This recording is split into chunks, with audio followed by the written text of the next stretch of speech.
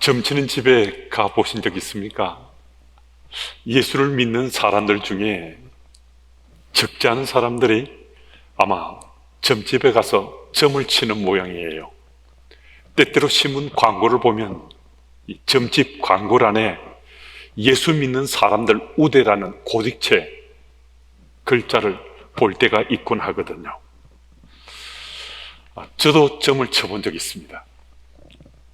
오래됐는데 컴퓨터로 점을 쳐봤습니다. 제가 결혼한 지 얼마 되지 않았을 때 명절에 처가에 갔었습니다. 그때 처가에 형님들과 동서들, 온 가족들이 함께 모였습니다. 그런데 그때 우리 시선을 끈 것은 바로 이 컴퓨터로 점을 치는 거였습니다. 그 당시만 해도 컴퓨터로 점을 치는 것이 꽤 생소해서 컴퓨터 점 치는 것이 그냥 마냥 신기하기만 했습니다. 제가 형님이 아마 컴퓨터로 점 치는 것을 다운로드 받았는지 모르겠는데 자칭 점술가가 돼서 우리 가족들 한 사람 한 사람 신상 명세서를 다 입력한 다음에 장차 어떤 직종에 종사하면 가장 성공할 것이다 하는 점풀이를 해 주었습니다. 가족들이 한 사람씩 신상 명세서를 입력하고 장차 어떤 직종에 종사하면 가장 성공할 것이다 라는 얘기를 계속 들었습니다. 제 차례가 됐습니다. 아직 저는 신학 공부를 시작하기 전이었지만은 신학을 하려고 준비하고 있었습니다. 제 가족들도 제가 목사가 되려는 것을 다 알고 있었습니다. 그런데도 김서방도 한번 점쳐보라고, 어떤 직종에 종사하면 가장 성공할 것인지 한번 알아보는 것도 참 좋잖아. 그래서 그 컴퓨터에 제 신상 명세서를 잡다한 것까지 다 입력시켰습니다. 키, 나이, 몸무게, 또 학력, 또 특기, 취미, 그리고 학창시절에 운동 좀 한 거, 그리고 기호식품, 별의별 걸 다 입력시켰습니다. 그런 다음에 컴퓨터가 제가 가장 성공할 만한, 아주 제게 가장 유망한 그런 직종을 프로포즈했습니다. 여러분, 컴퓨터가 제게 가장 성공할 것이라고 프로포즈한 직업은 과연 무엇이었겠습니까? 그 직업은 술집 지배인이었습니다. 제가 체격도 좀 괜찮은 편이고 운동도 몇 개 좀 했고 그리고 공부도 좀 해서 술집 지배인으로 제가 잡을 가지면 그 분야에서 아주 성공할 것이라고 컴퓨터가 제게 술집 지배인을 제안했습니다. 사실 저는 어릴 적부터 학교 선생님이 되고자 했습니다. 제 아버님도 학교에서 학생들을 가르쳤고 또 제 누님도 또 여러 가족들도 학교에서 학생들을 가르치고 있어서 어릴 적부터 자연스럽게 저는 선생님이 되어야지 하는 꿈을 꿨습니다. 그래서 제가 신학을 하려고 결심하기 전까지는 그 꿈을 이루고자 어문학 쪽에서 대학에서 공부를 하고 있었습니다. 그런데 오늘 저는 목사로 여러분 앞에 서 있습니다. 컴퓨터가 제게 프로포즈한 술집 지배인도 아니고 어릴 적부터 꿈을 꾸었던 선생님도 아닌 목사로 살고 있습니다. 군대를 가기 전에는 단 한 번도 상상해 본 적도 없었던 목사가 되어서 제가 지금 이 땅에 남긴 삶을 살고 있는데 어떻게 제 인생이 이렇게 바뀌게 되었는가? 오늘 저는 이렇게 고백할 수 있습니다. 잠언 16장 9절 말씀입니다. 사람이 마음으로 자기의 길을 계획할지라도 그 걸음을 인도하는 자는 여호와시니라. 정말 그렇습니다. 살면 살수록 이 사실에, 이 말씀에 아멘 할 수밖에 없습니다. 제가 씨름하고 열심을 경주하고 불구리 투지를 불태우더라도 제가 원하는, 제가 소망한 바대로 되어지는 일들은 별로 없었고 설령 되어졌다 하더라도 그 가운데 하나님께서 역사하신 흔적들을 종종 볼 수 있습니다. 그러니까 제가 아무리 계획하고 또 준비하더라도 그것을 이루시는 이는 하나님이시다. 살면 살수록 하나님이시다라고 고백할 수밖에 없더라는 거예요. 그래서 좀 늦은 감이 있다 생각되기도 하지만은 내일보다는 오늘은 조금 더 빠르다는 평범한 그 진리를 가슴에 품고 감사하며 살고 있습니다. 오늘 본문을 통해 우리 생의 현장에 간섭하시는, 이루시는 그 하나님, 우리의 삶에 성취를 허락해 주시는 그 하나님, 그 하나님의 속성을 좀 살펴보고 싶은데요, 텍스트로는 요셉의 삶을 좀 택했습니다. 요셉은 성경의 어떤 인물보다도 하나님께서 그의 삶을 간섭하시고 그의 걸음을 인도해 주셔서 정말 놀라운 하나님의 이루심을 체험하고 경험했음을 우리들에게 그대로 보여주고 있거든요. 말하자면 생애 현장에 간섭하신 하나님, 이루가신 하나님, 그 하나님의 실체가 성경 속에, 요셉의 삶 속에 보여지고 증거되고 있습니다. 오늘 본문 5절 말씀 보면 요셉이 그 형들에게 이렇게 말합니다. 당신들이 나를 이곳에 팔았으므로 근심하지 마소서, 한탄하지 마소서. 요셉의 형들은 아비 야곱이 요셉을 극도로 편애하는 것에 대해서 속이 많이 상했습니다. 마음이 많이 불편했어요. 그래서 때로는 분이 가슴에 찼습니다. 기회만 주어지면 그냥 두지 않겠다. 근데 기회가 주어졌습니다. 요셉을 붙잡아서 깊은 구덩이에 던졌습니다. 굶어 죽게 하려고 생각했습니다. 근데 차마 동생을 죽게 할 수 없어서 다시 구덩이에서 끄집어내서 미대한 상인들에게 노예로 팔아버렸습니다. 다시는 아버지의 얼굴도 보지 못하도록, 다시는 자기들 얼굴도 보지 못하도록 그 원함을 가지고 요셉을 팔아버렸습니다. 형들의 원함대로 됐습니까? 그 이후에 요셉은 다시는 형들을 보지 못하는 겁니까? 오늘 본문 말씀을 보면 요셉은 형들과 헤어진 지 이제 22년째 되는데 애굽의 치리자가 돼서 우리 형들의 목숨을 좌지우지할 수 있는 애굽의 총리가 돼서 그 형들을 만나고 있습니다. 무엇을 말씀해 주는가? 사람이 아무리 계획했더라도, 형들이 아무리 책략을 꾸몄다 하더라도 요셉의 삶을 이루가시는 그분은 여호와 하나님이시라는 거죠. 그 걸음을 인도하셔서 열매를 맺게 하시는 이는 하나님이심을 우리에게 밝혀 보여주십니다. 요셉은 미대한 상인들에게 존중받는 사람으로 넘겨진 것 아닙니다. 자유가 박탈당한 상태로 노예로 팔려졌습니다. 그의 앞은 소망은 전혀 보이지 않았습니다. 깊은 어둠의 터널로 던져진 것 같았습니다. 그런데도 요셉은 그 고난에 넘어지지 않았습니다. 보디발의 집에서 이제 청지기로 생활을 시작했는데 보디발의 아내가 간계를 꾸면서 급탈한 자로 그를 감옥에 갇히게 했습니다.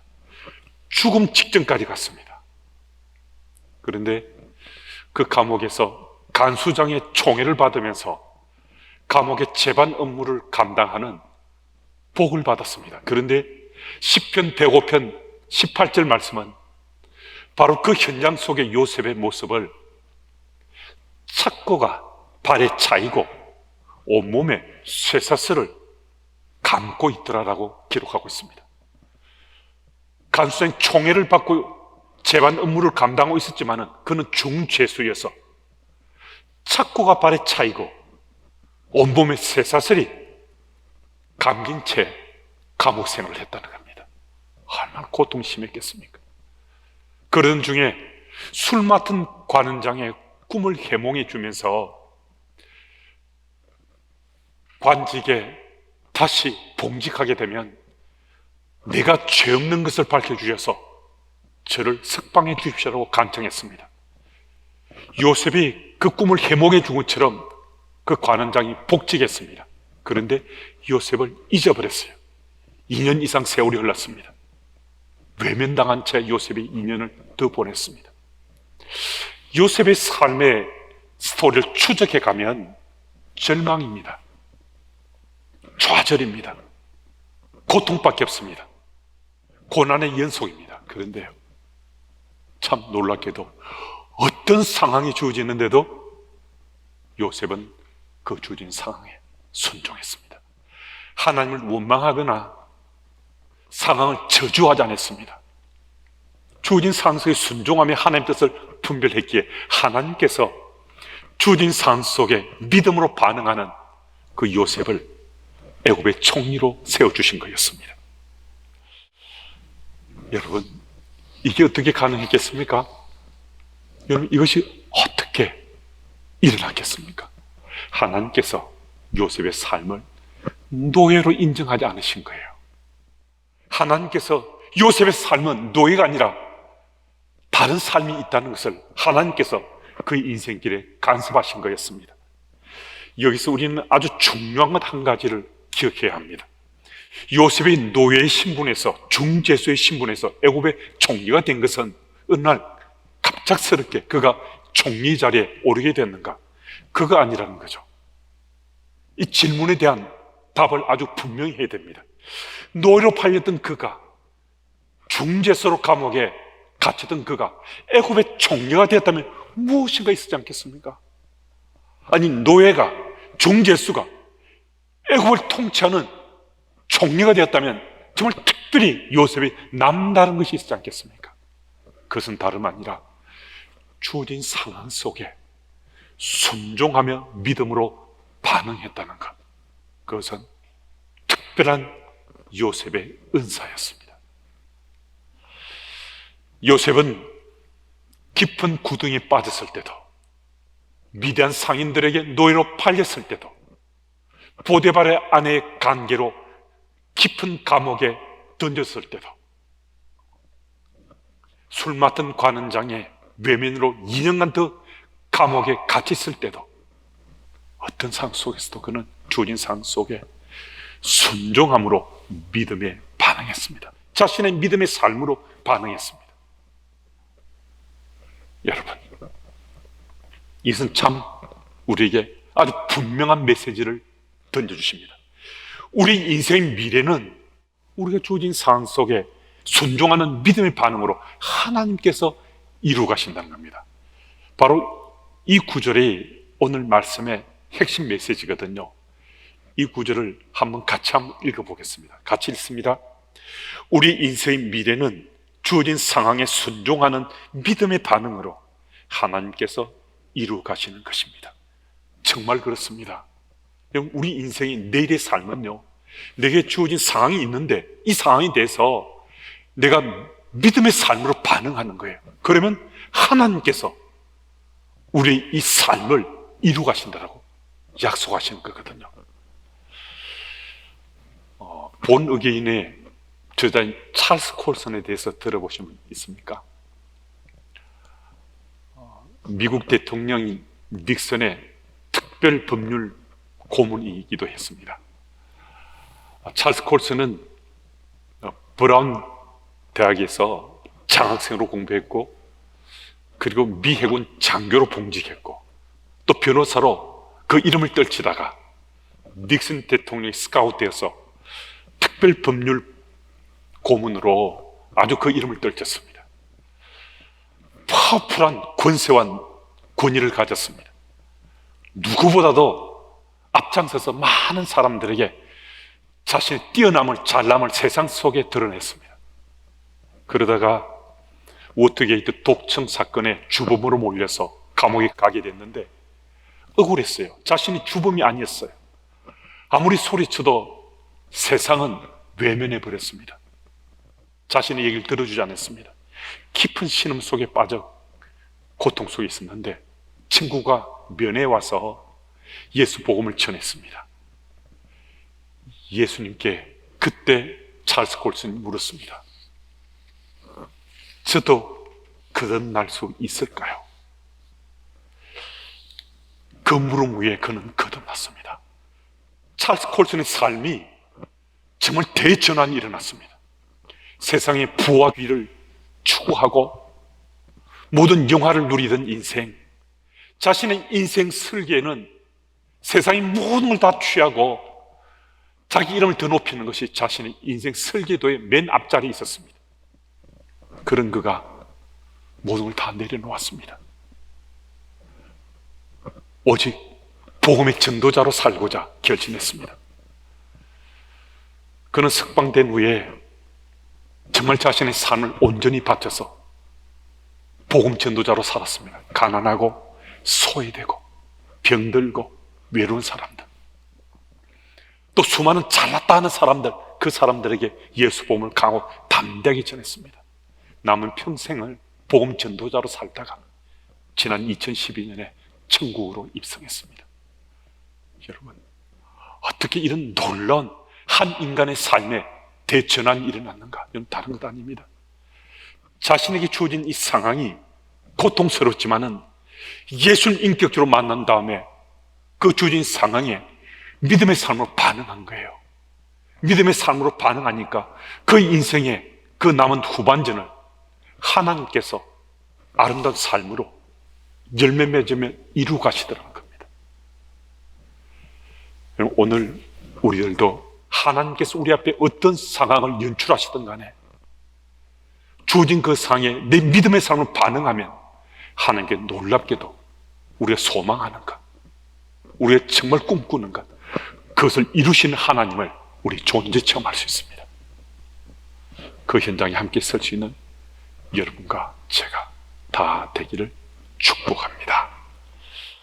또 5절에 하나님이 생명을 구원하시려고의 하나님이, 7절에 하나님이 큰 구원으로의 하나님이, 8절에 당신들이 아니요 하나님이시라의 하나님이, 8절에 또 하나님이 나로 바로의 아비를 삼으시며의 하나님이, 9절에 하나님이 나를 애굽 전국의 주로 세우셨으니 하나님이.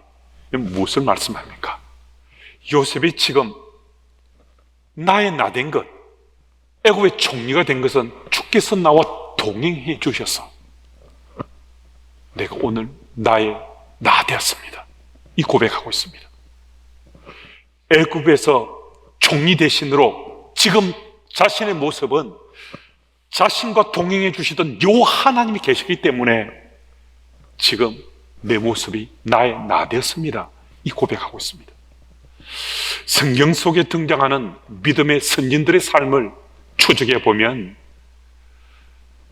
그분들의 삶 가운데는 언제나 주께서 동행하시는 이 동행자 의식에 철저했습니다. 우리 믿음의 선배들도 마찬가지입니다. 그분들도 여호와께서 나와 함께 하신다는 이 동행자 의식에 아주 충실했습니다. 여러분, 예정론에 대해서 들어보셨죠? 아마 예정론에 대해서 나눠보시기도 했을 겁니다. 예정론은 이전에도 제가 한번 말씀드린 적이 있습니다만, 오늘 지금 내가 나의 나 된 것이 하나님께서 예정하셔서 오늘 내가 나 되었습니다 하는 이 고백이거든요. 예정론이라는 것이 미래로 열렸는가, 또 과거로만 열렸는가, 미래로도 과거로도 두 쪽 다 열려 있는가, 여기에 대해서 답을 찾는 것은 뭐 별 문제거리가 안 될 수 있습니다. 예정론의 본말에 중요한 것은 지금 내가 오늘 나의 모습이 나 되도록 예정하신 것, 이게 바로 중요합니다. 오늘 나의 자신의 이 모습은 하나님께서 예정하셨다는 거예요. 10년 전에 누군가를 만나게 하시고, 5년 전에 어떤 것을 경험케 하시고, 3년 전에 이 교회에 등록케 하시고, 또 1년 전에 누구와 함께 사역을 하게 하고, 또 6개월 전에 어떤 일을 경험케 하고, 오늘 지금 나의 나 되도록 주께서 나를 예정하셨다 하는 이 예정이 예정론의 본말이거든요. 그래서 요셉을 비롯한 믿음의 선진들은 자신이 나의 나 된 것은 주께서 예정하셔서 오늘 나의 나 되었습니다라고 고백하는 겁니다. 요셉은 누구보다도 하나님과 동행하는 이 동행자식에 아주 충실한 사람이었습니다. 그래서 그는 오늘 애굽의 총리 자리에서 나의 나된 것이 주께서 나와 동행하심으로 내 삶이 예정되었습니다 라고 고백하고 있습니다. 여러분과 제 삶 속에서도 요 하나님께서 지금 나와 동행하고 계신 이 사실이 믿어지면요, 우리 내의 삶은 정말 달라질 수 있습니다. 왜냐하면요, 주께서 나와 동행하신다는 그 사실이 믿어지면요, 지금 나의 삶이 참 소중하게 여겨집니다. 내 삶의 가치를 더 부여합니다. 더 의미도, 더 삶의 무게중심을 더 실을 수 있습니다. 어떻게 해요? 하나님이 내 삶에 동행하시잖아요. 이 하나님이 내 삶에 동행하신다, 이 사실이 믿어지니까 내 삶이 특별한 거예요. 내 삶이 더 존중받을 만한 거예요. 가치 있고 의미가 있어요. 그래서 이 동행자의식이 그만큼 중요한 거거든요. 16세기에 활동했던 조각가이고 화가고 또 건축가이고 시인이었던 미켈란젤로가 살고 있던 동네에 조각가를 꿈꾸는 한 청년이 살고 있었습니다. 어느 날인가 그 청년이 큰 돌을 구입해서 그 돌로 작품을 조각해 갔습니다. 심혈을 기울여서 작품을 조각하는 가운데 중심 부분을 그만 망쳐버렸습니다. 아주 청년이 낙담했습니다. 자신의 애정과 정성과 기대감을 그 돌과 함께 내어버리고 말았습니다.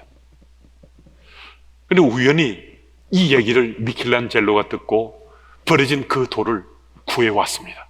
미켈란젤로가 다시 조각하기 시작했습니다. 그래서 참 놀랍게도 데미지를 입은 중심 부분을 피해서 그 돌을 조각해 나갔는데요, 얼마나 그 솜씨가 탁월했으면, 빼어났으면 사람들이 감탄을 쏟아내었습니다. 정말 놀라운 작품이 완성되었습니다. 1501년에 미켈란젤로가 이 돌을 다듬기 시작했는데 3년 반이라는 좀 긴 시간이 걸렸지만 이 작품이 완성되는데, 이 작품이 그 유명한 다비드상입니다. 우리는 우리 인생을 이 청년처럼 실패로 볼 수도 있습니다. 우리는 우리 인생을 이 청년처럼 낭비된 인생처럼 볼 수도 있습니다. 그런데 우리 하나님은 그렇게 생각하지 않습니다. 우리 하나님은 우리 인생에 대해서 단 한 번도 우리를 실패자라고 생각하지 않습니다. 우리 인생을 다시는 돌이킬 수 없는 낭비된 인생이라고도 생각지 않습니다. 미켈란젤로처럼 우리 인생 조각돌을 드시고 주께서 우리의 삶을 다시 조각하기 시작합니다. 우리의 상한 부분을 주께서 어루만 주시면서 주의 인생의 조각도로 우리를 조각해 가시면 우리는 정말 멋진 작품이 될 수 있습니다. 놀란 작품으로 우리 삶이 새롭게 빚어져 갈 수 있습니다. 여러분, 주께서 나와 동행하신다는 이 동행자의식이 아주 분명하면 우리 주님께서 내 삶을 간섭하시고 우리가 소망하는 것, 꿈꾸는 것을 이루시는 하나님 되심을 우리 믿을 수 있습니다. 그 하나님이 여러분과 제 하나님 되심을 우리가 확신 가운데 우리 믿고서 오늘 우리 삶을 새롭게 회복시키시고 새롭게 열어가시고 새롭게 세워가시는 그 하나님을 나의 하나님으로 고백하시는 여러분들이 다 되시길 바랍니다. 그 하나님께서 이 대림절 절기 가운데서도 우리 삶을 인도해 주실 것입니다. 주의 손 붙잡으시고 그 길을 붙여가는 여러분들과 제가 되기를